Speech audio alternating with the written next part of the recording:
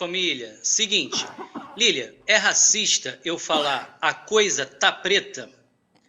E se eu falar ganhei uma grana preta, também seria racista? Obrigadão, gente.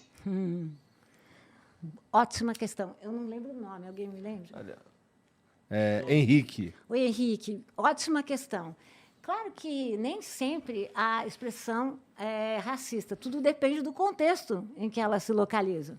Nem sempre que você falar preta, você está sendo racista. Se você falar ganhei uma grana preta, você está elogiando, portanto, não é racismo. Mas se você falar a coisa está preta, você está fazendo uma coisa racista. Por que é racista? Por que será que a gente nunca fala a coisa está branca?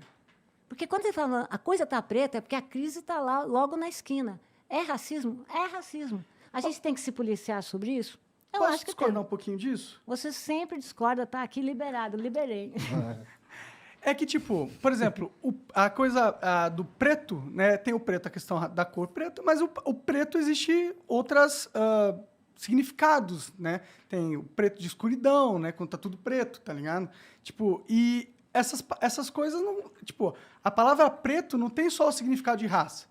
Ela tem outros significados. E quando tiver outro significado, não tem problema. Mas eu tô por falando que quando a coisa tá preta não pode estar no significado não da raça, mas no significado, por exemplo, quando tá um breu Vamos lá. e você não tá enxergando, é um problema. Entendeu? Sei lá. Mas bom ponto também. Eu acho que, primeiro, a língua, como as imagens, a língua é altamente ideológica.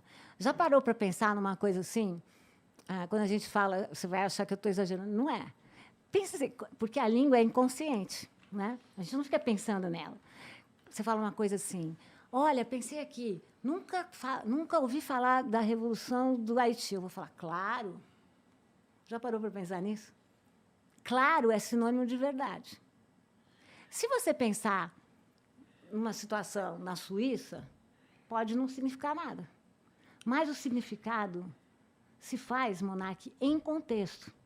E no contexto brasileiro, se você pensar estatisticamente, esses termos são sempre pejorativos.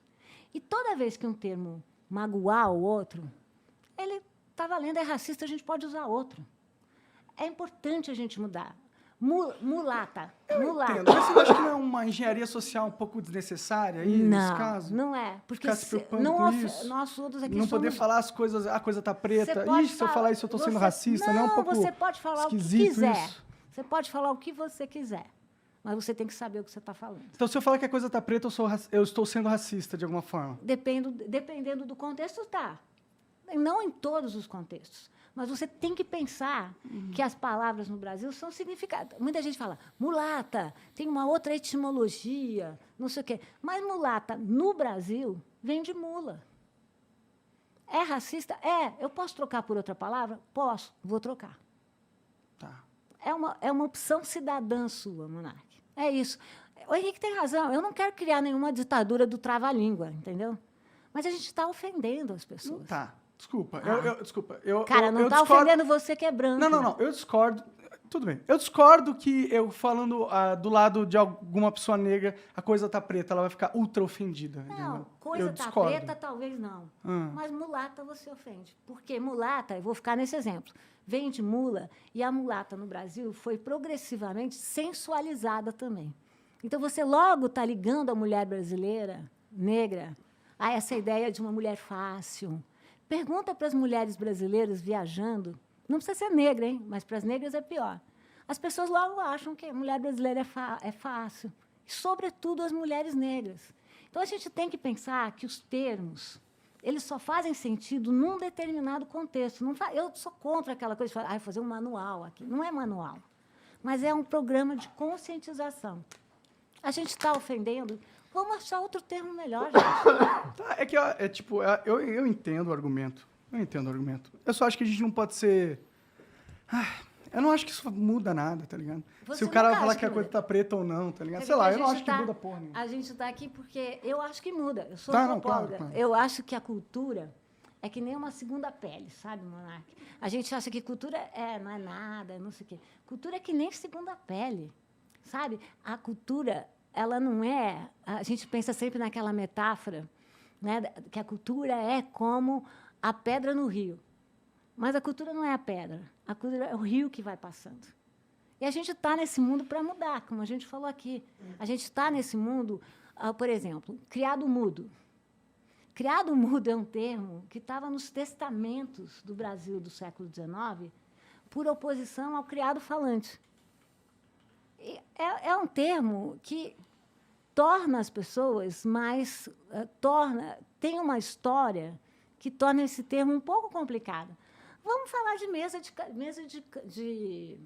vamos falar aqui de mesa de canto. Não tem problema, entendeu? Se isso vai lembrar ao objetivo, como os escravizados viraram objetos, vamos falar disso. É que a maioria das pessoas não vai lembrar. A maioria das pessoas não tem esse conhecimento que você Não tem. Não lembra, porque a língua é assim. Mas se elas não lembram, elas não vão se sentir ofendidas. Né? A língua carrega uma série de elementos que ofendem, eu vou repetir. E a gente tem que lembrar desses elementos. Entendi. E a gente tem que lidar com eles, na minha opinião. Eu acho que isso aí vai ser melhor para todos nós. Porque a gente está falando da nossa história, a gente está falando do nosso passado, e a gente está falando de pessoas que... até nos testamentos, é bem legal que as pessoas apareciam... Não sei se vocês sabem que apareciam como bens móveis e bens semoventes. Os bens móveis... não, bens imóveis e bens semoventes. O que eram os bens imóveis? Terra, propriedade. Bens semoventes eram gado e escravizados. Então, a gente não está falando aqui da Polônia, da Suíça, da Dinamarca e da Suécia. A gente está falando de um país que naturalizou a escravidão, que naturalizou um sistema que pressupunha o quê? Que uma pessoa pode ser proprietária de outra pessoa. É claro que a língua revela essa estrutura. E quanto mais eu chegar para você e falar, Monark, presta atenção. Eu não estou falando que você não pode falar nunca mais, senão você vai... Eu estou só te dizendo que o nosso presente está cheio de passado. E que não é à toa que, no Brasil, a gente usa tanta metáfora com cor. Que não é à toa que isso aparece tanto entre nós.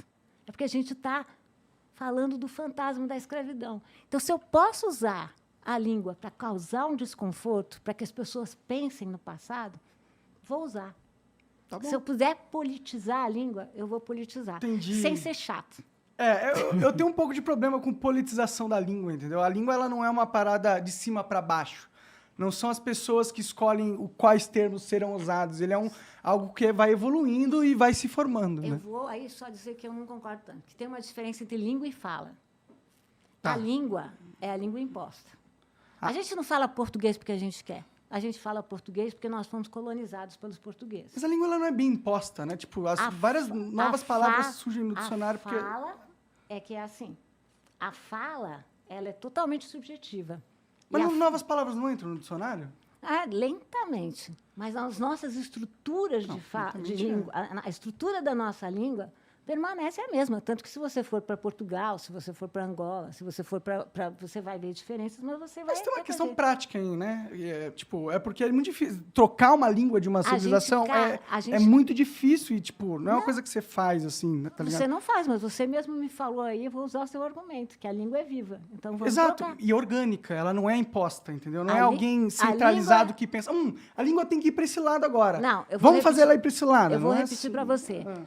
Fala é uma coisa que você vai fazendo e vai mudando muito. Mas o Demora que seria, muito para alterar a língua. Como que você imporia uma nova língua a alguém? Eu não quero impor nada a ninguém. Não, como que você transformaria... Como o Estado transformaria a língua para a sociedade? Como que ele faz? O que o Estado pode fazer? Tirar termos que são ofensivos. E tira da onde? Tira do dicionário. Você tira ou destaca no dicionário. E você cria outros termos. Isso quer dizer que você está proibida? Não. Mas eu tenho aí uma nova geração que vem aí, né, que é uma geração mais atenta.